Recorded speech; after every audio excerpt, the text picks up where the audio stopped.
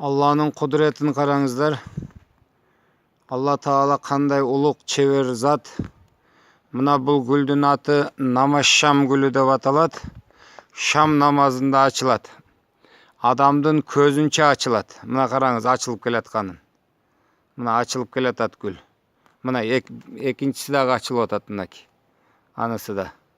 Мына қараңыз. Адамдың көзінше açılıp келатат. Екеуі тең. Мына көзіңізше açılады. Ар жақтағысы açılды, мен аны татқанға жетішпей қалдым.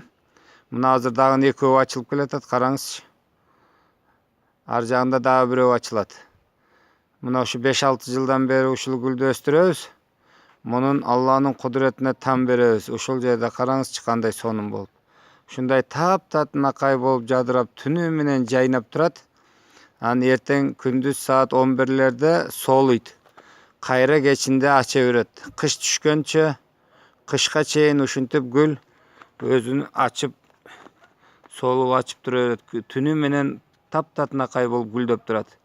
Бул менин кечинде дайрат алат, мына намазга дайрат ала турган дайратканамдын алдына эгип койгонмун.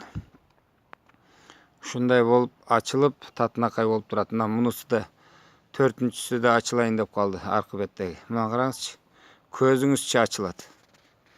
Аллаху акбар. Алланын кудуретинде чек жок. Сонун гүл. Ушул гүлдөн эгип койсоңуздар, өкүнбөйсүздөр. Намаз шам гүлү. Иншаллах.